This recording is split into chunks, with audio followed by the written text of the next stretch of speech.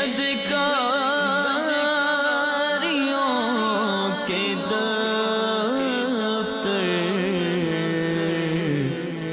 بچا لو آ کر شفیع محشر، تمہارا بندہ عذاب میں ہے۔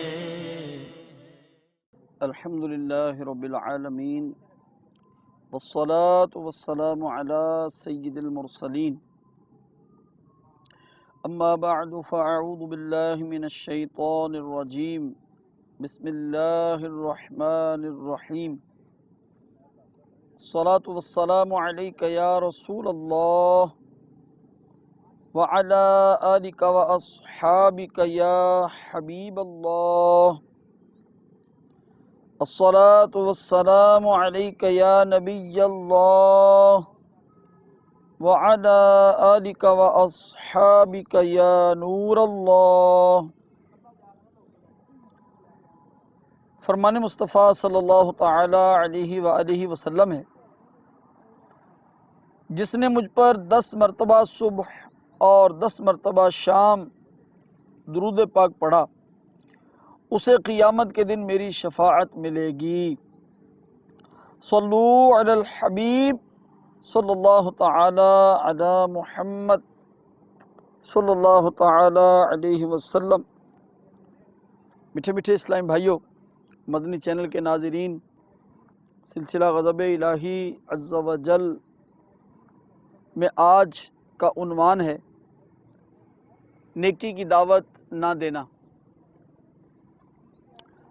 ہمارے معاشرے میں اللہ تعالیٰ کی ناراضگی والے جو کام ہو رہے ہیں، ان میں ایک کام یہ بھی ہے، اور نیکی کی دعوت نہ دینے کے نقصانات آج ہمیں عملاً درپیش ہیں، اور یہ کسی سے ڈھکی چھپی بات نہیں کہ ہم کس قدر تکلیفوں، اذیتوں، مصیبتوں، آفتوں، بلاؤں میں گرفتار ہیں، لیکن افسوس کہ نیکی کی دعوت دینے، برائی سے منع کرنے کی طرف ہم پھر بھی آ نہیں رہے۔ آئیے اس مقدس جذبے سے کچھ مدنی پھول عرض کرنے کی کوشش کی جاتی ہے کہ کاش یہ سن کر ہمارا دل اس طرف مائل ہو جائے اور ہم نیکی کی دعوت بھی دینے لگ جائیں اور برائی سے منع بھی کرنے لگ جائیں۔ آئیے پہلے ایک واقعہ سنتے ہیں۔ شمعون نامی ایک آتش پرست حضرت سیدنا حسن بصری رحمۃ اللہ تعالی علیہ کا پڑوسی تھا۔ جب اس کے انتقال کا وقت قریب آیا تو آپ رحمۃ اللہ تعالی علیہ اس کے پاس تشریف لے گئے۔ کیا دیکھتے ہیں کہ اس کا سارا جسم آگ کے دھوئیں کی وجہ سے سیاہ پڑ گیا ہے۔ آپ رحمۃ اللہ تعالی علیہ نے انفرادی کوشش کرتے ہوئے اسے اسلام قبول کرنے کی دعوت پیش کی اور رحمت الہی عز و جل کی امید دلائی۔ اس نے عرض کی کہ میں 3 چیزوں کی وجہ سے اسلام سے دور ہوں۔ نمبر 1، جب اسلام کے نزدیک دنیا بہت بری شے ہے تو پھر تم لوگ یعنی مسلمان، اسلام کے ماننے والے، اس کے حصول کی جستجو کیوں کرتے ہیں؟ نمبر 2، موت کا یقینی تصور کرنے کے باوجود اس کے لیے تیاری کیوں نہیں کرتے؟ نمبر 3، تمہارے کہنے کے مطابق دیدار الہی عز و جل بہت بڑی نعمت ہے، تو پھر تم دنیا میں اس کی مرضی کے خلاف کام کیوں کرتے ہو؟ اس سے یہ بات بھی ہمیں سوچنی چاہیے کہ ہمیں باعمل ہونا چاہیے کہ کہیں کوئی کافر ہماری بدعملی دیکھ کر اسلام سے دور نہ ہٹ جائے کہ دیکھو مسلمان تو عمل ہی نہیں کرتے، مسلمان اپنے اسلام پر کاربند نہیں ہیں۔ بہرحال ہمارے پیارے پیارے اور میٹھے میٹھے اولیاء کرام کے سردار سیدنا امام حسن بصری رحمۃ اللہ تعالی نے اس کی بات سن کر آگے سے ہمت نہیں ہاری بلکہ اس کو کس اچھوتے انداز میں نیکی کی دعوت دی، آئیے سنیے۔ آپ نے ارشاد فرمایا ان سب چیزوں کا تعلق اعمال سے ہے، عقائد سے نہیں۔ تم یہ تو غور کرو کہ آتش پرستی میں وقت ضائع کر کے تمہیں حاصل کیا ہوا، اور مومن خواہ جیسا بھی ہو کم از کم اللہ تعالیٰ کی وحدانیت یعنی ایک ہونے کو تو تسلیم کرتا ہے۔ اور دیکھو تم نے 70 سال تک اس آگ کو پوجا ہے، اس کے باوجود ہم دونوں اگر آگ میں کودیں تو یہ ہم دونوں کو یکساں یعنی برابر جلائے گی۔ یقیناً تمہارا اس کی عبادت کرنا تمہیں نہیں بچا سکے گا۔ ہاں میرے مولا عز و جل میں ضرور یہ طاقت ہے کہ اگر وہ چاہے تو یہ آگ مجھے ذرہ برابر نقصان نہ پہنچا سکے۔ یہ فرما کر آپ رحمۃ اللہ تعالی علیہ نے اپنے ہاتھ میں آگ اٹھا لی، لیکن اس نے آپ کو کوئی نقصان نہ پہنچایا۔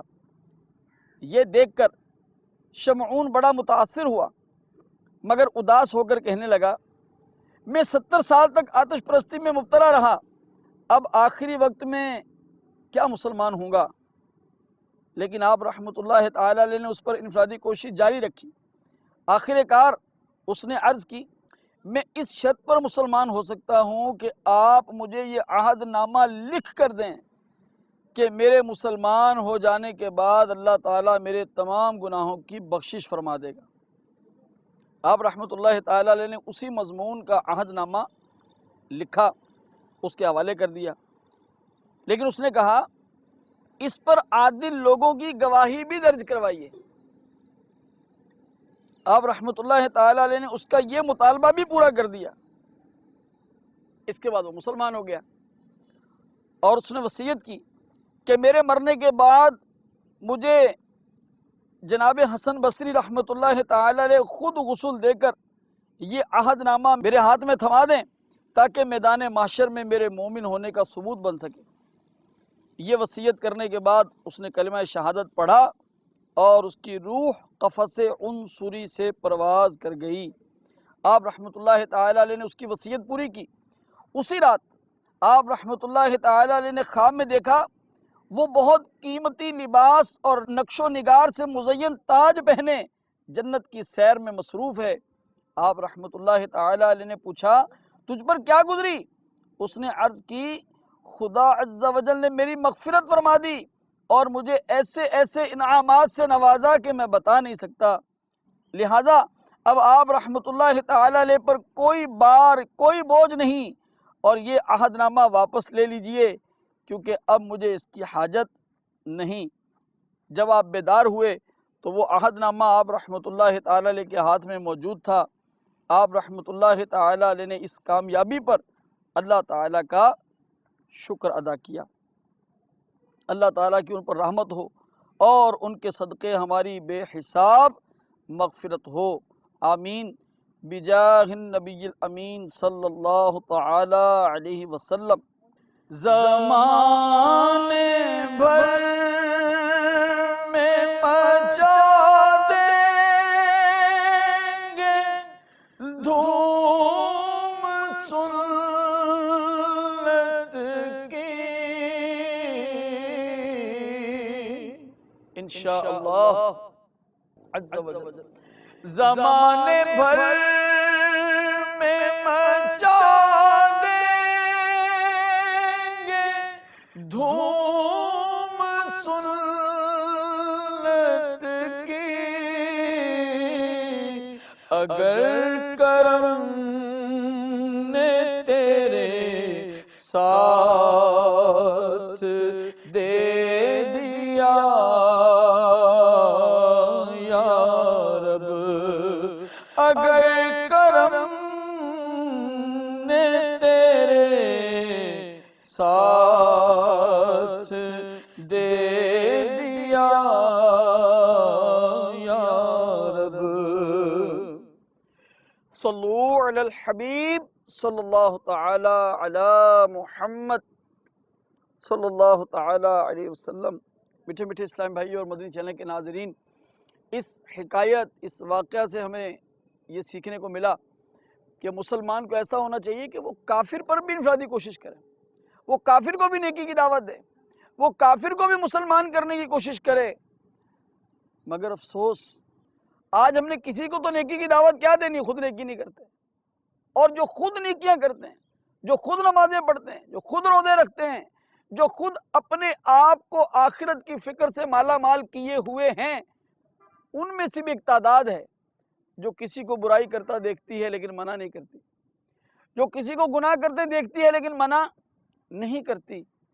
آئیے آج کے اس بیان میں ہم نیکی کی دعوت نہ دینے کے کچھ نقصانات سنیں، تاکہ ہمارا دل اس طرف مائل ہو، ہمارے دل پر خدا کرے چوٹ لگے، اور ہم اپنے برائی کرتے ہوئے مسلمان بھائیوں کو دیکھ کر ان کی منت کریں، سماجت کریں، ان کو اللہ رسول کا واسطہ دیں، ان کو جہنم کی آگ سے ڈرائیں، ان کو جنت کی بشارت سنائیں، مطلب کسی بھی انداز سے ان کو ہم منع کرنے کی کوشش کریں، کسی بھی میٹھے پیارے انداز سے، اور ان کو گناہوں سے بچا لیں۔ سیدنا نعمان بن بشیر رضی اللہ تعالی عنہ سے مروی ہے، رسولوں کے سالار، نبیوں کے سردار، دو عالم کے مالک و مختار صلی اللہ تعالی علیہ وآلہ وسلم کا فرمان مشکبار ہے، اللہ تعالیٰ کی حدود میں سستی کرنے والے اور ان میں مبتلا ہونے والے کی مثال ان لوگوں جیسی ہے جنہوں نے کشتی میں قرعہ اندازی کی۔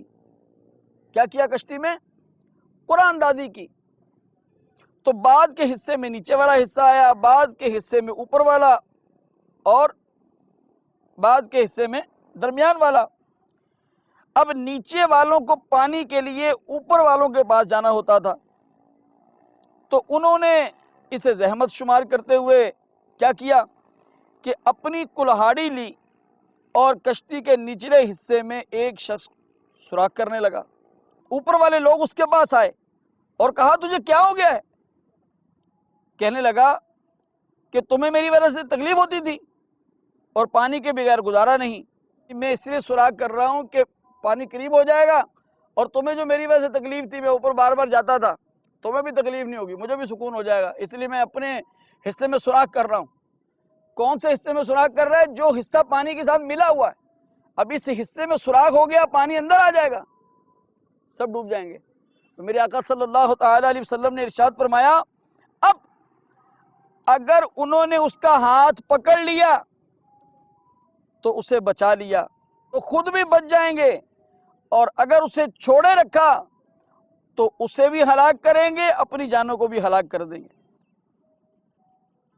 اس حدیث پاک کے تحت حضور قبلہ مفتی احمد یار خان نعیمی رحمۃ اللہ تعالی علیہ ارشاد فرماتے ہیں، اس حدیث شریف میں ایک مثال کے ذریعے برائی سے روکنے، نیکی کا حکم دینے، دونوں چیزوں کی اہمیت کو واضح کیا گیا، اور بتایا گیا کہ اگر یہ سمجھ کر امر بالمعروف و نہی عن المنکر، یعنی نیکی کی دعوت دینے اور برائی سے منع کرنے کا فریضہ ترک کر دیا جائے کہ برائی کرنے والا خود نقصان اٹھائے گا، ہمارا اس میں کیا نقصان ہے، تو یہ سوچ غلط ہے، اس لیے کہ اس کے گناہ کے اثرات تمام معاشرے کو اپنی لپیٹ میں لے لیتے ہیں، اور جس طرح کشتی توڑنے والا اکیلا ہی نہیں ڈوبتا بلکہ وہ سب لوگ ڈوبتے ہیں جو کشتی میں سوار ہیں، اسی طرح برائی کرنے والے چند افراد کا جرم کرنا تمام معاشرے میں ناسور بن کر پھیلتا ہے۔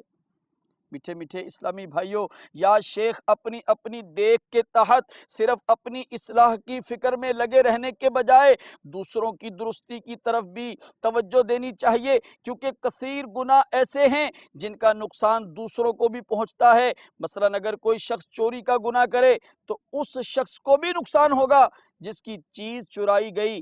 بالکل یہی معاملہ ڈاکہ ڈالنے، امانت میں خیانت کرنے، گالی دینے، تہمت لگانے، غیبت کرنے، چغلی کھانے، کسی کے عیب اچھالنے، ناحق کسی کا مال کھانے، خون بہانے، کسی کو بلا اجازت شرعی تکلیف پہنچانے، قرض دبا لینے، کسی کی چیز اسے ناگوار گزرنے کے باوجود بلا اجازت استعمال کرنے، ماں باپ کو ستانے اور بدنگاہی کرنے وغیرہ کا ہے۔ اب اگر ہر ایک کو ان گناہوں کے ارتکاب کی کھلی چھوٹ دے دی جائے، پھر نہ تو کسی کا مال سلامت رہے گا اور نہ ہی عزت، بلکہ یوں کہنا چاہیے کہ پھر ہمارا معاشرہ درندوں کے جنگل کا منظر پیش کرنے لگے گا، بعض گناہ ایسے ہیں جن کے ارتکاب سے انسان کی عزت کو بھی نقصان پہنچتا ہے۔ مثلا جو شخص چغل خور یا زانی یا شرابی کے طور پر مشہور ہو جائے تو سب پر یہ ظاہر ہے کہ معاشرے میں اس کا کیا مقام ہوتا ہے، اس کی کوئی عزت نہیں ہوتی۔ اور بعض گناہ ایسے ہیں جو انسان کے مال کو نقصان پہنچاتے ہیں، مثلا جوا کھیلنے کی لت پڑ جانا، سود پر قرض لینا، کام کاج کرنے کے بجائے فلمیں ڈرامے دیکھنے میں مشغول رہنا۔ مذکورہ کاموں میں ملوث افراد مالی طور پر جس طرح دن دگنی رات چگنی الٹی ترقی کرتے ہیں، یہ کسی صاحب عقل آدمی سے چھپا ہوا نہیں۔ ان تمام دنیاوی نقصانات کے ساتھ ساتھ ایسے شخص کو اخروی طور پر بھی خسارے کا سامنا ہے، جو جہنم کے بھیانک اور ہولناک عذاب کی صورت میں پیش آ سکتا ہے۔ میرے میٹھے میٹھے اور پیارے پیارے اسلامی بھائیوں، میرے آقا صلی اللہ تعالی علیہ وآلہ وسلم نے ارشاد فرمایا، قسم اس ذات کی جس کے ہاتھ میں میری جان ہے، یا تو تم اچھی بات کا حکم کرو گے اور بری بات سے منع کرو گے، یا اللہ تعالیٰ تم پر جلد اپنا عذاب بھیجے گا، پھر دعا کرو گے اور تمہاری دعا قبول نہیں ہوگی۔ مرآت المناجیح میں اس کے تحت لکھا ہے کہ نیکی کا حکم دینے اور برائی سے منع کرنے کی ذمہ داری سے پہلو تہی کرنا، ٹالم ٹول کرنا کتنا بڑا جرم ہے۔ اس حدیث پاک میں نہایت وضاحت کے ساتھ اس کا بیان کیا گیا۔ رسول اکرم صلی اللہ تعالی علیہ وآلہ وسلم نے فرمایا، یا تو تمہیں یہ فریضہ انجام دینا ہوگا یا اللہ تعالی کے عذاب کا سامنا کرنا پڑے گا، اور اس کے بعد اگر دعا بھی کرو گے تو تمہاری دعا قبول نہیں ہوگی۔ مفتی صاحب فرماتے ہیں یہ نہایت سخت قسم کی وعید ہے، انتہائی سخت وعید ہے، یعنی سزا دینے کی دھمکی ہے۔ یعنی جب تک تم اپنی کوتاہی کا ازالہ نہیں کرو گے، اللہ تعالیٰ سے معافی نہیں مانگو گے، تو تمہاری کوئی دعا قبول نہیں ہوگی۔ اے میرے میٹھے میٹھے اور پیارے پیارے اسلامی بھائیوں، آج ہر طرف یہ سوچ نظر آتی ہے، بہت سارے مسلمان اس سوچ کے حامل مل جاتے ہیں۔ جب ان سے بات کی جائے کہ آپ بھی برائی سے اس کو منع کریں، وہ کہتے ہیں دفع کریں، چھوڑیں، بھینس کے آگے بین بجانے والی بات ہے، اس نے کوئی ماننا ہے؟ یہ تو ڈھیٹ ہے، یہ تو ڈھیٹوں کا سردار ہے، یہ تو ضدیوں کا آئی جی ہے، فلاں فلاں فلاں فلاں، ایسے ایسے ڈائلاگ بولتے ہیں اور نیکی کی دعوت کی طرف جاتے نہیں، بری بات سے منع کرنے کی طرف مائل نہیں ہوتے۔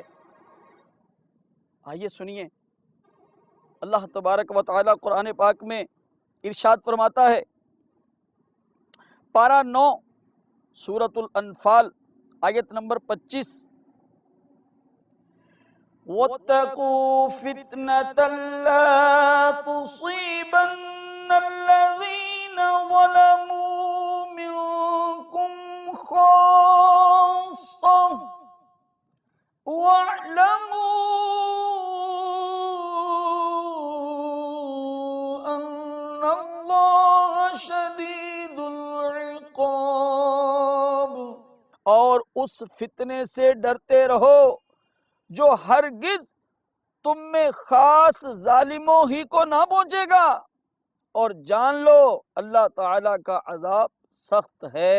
اس کی تفسیر میں حضرت صدر الافاضل سید مولانا محمد نعیم الدین مراد آبادی علیہ رحمت اللہ الہادی فرماتے ہیں، بلکہ اگر تم اس سے نہ ڈرے اور اس کے اسباب یعنی ممنوعات کو ترک نہ کیا اور وہ فتنہ نازل ہوا، تو پھر یہ نہیں ہوگا کہ اس میں صرف خاص ظالم اور بدکاری مبتلا ہوں، بلکہ وہ فتنہ نیک اور بد سب کو پہنچ جائے گا۔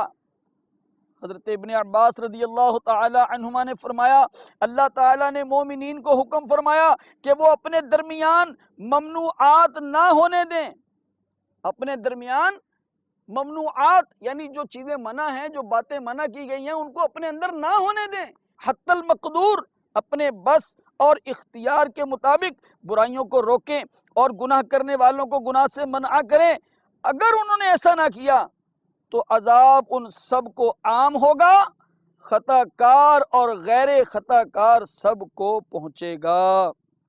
حدیث شریف میں ہے، سید عالم صلی اللہ تعالی علیہ وآلہ وسلم نے ارشاد فرمایا، اللہ تعالی مخصوص لوگوں کے عمل پر عذاب عام نہیں کرتا جب تک کہ عام طور پر لوگ ایسا نہ کریں کہ ممنوعات کو اپنے درمیان ہوتا دیکھتے رہیں اور اس کو روکنے اور منع کرنے پر قادر ہوں، باوجود اس کے نہ روکیں نہ منع کریں۔ جب ایسا ہوتا ہے تو اللہ تعالی عذاب میں عام و خاص سب کو مبتلا کر دیتا ہے۔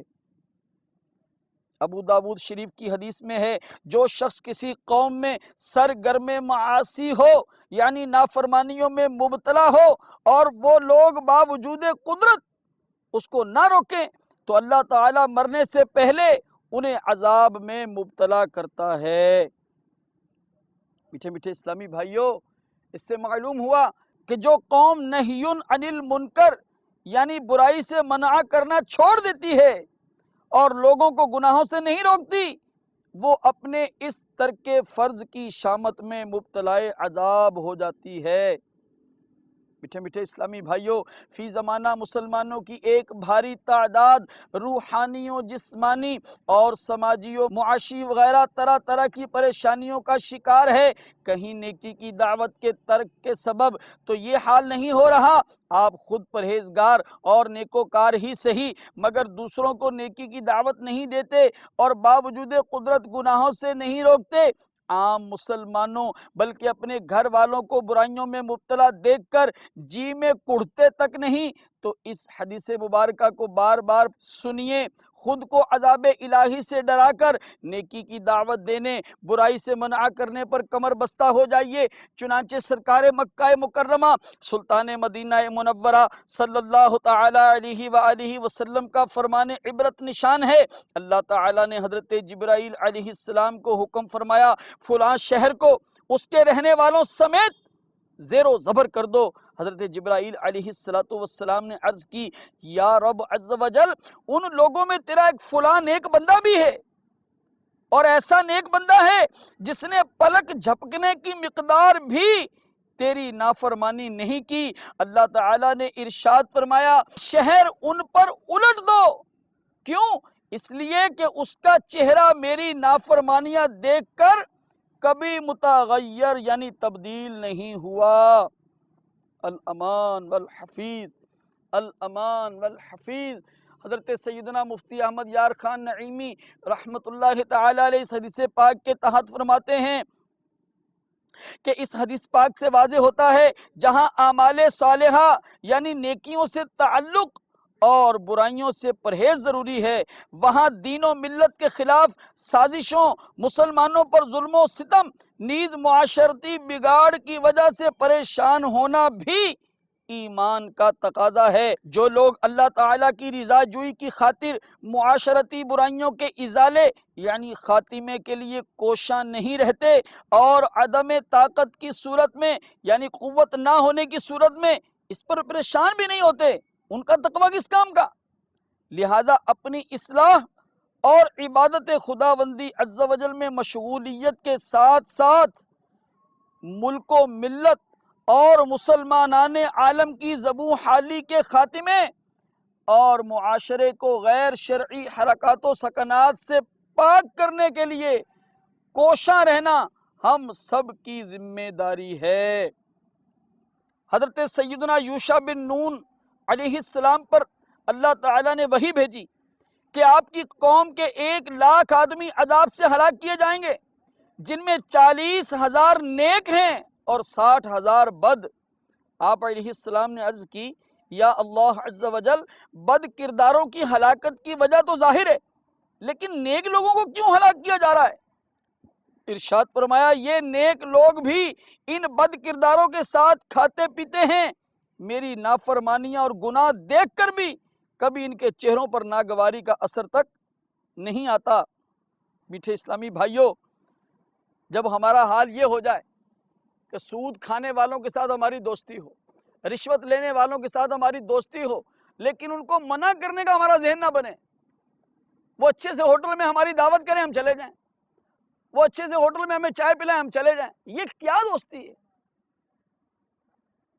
دوست تو وہ ہے کہ جب تو گناہ کرے تو تیرا دوست تجھے بلائے اور اللہ تعالیٰ کی نافرمانی سے ہٹا کر جنت کے راستے پر گامزن کر دے۔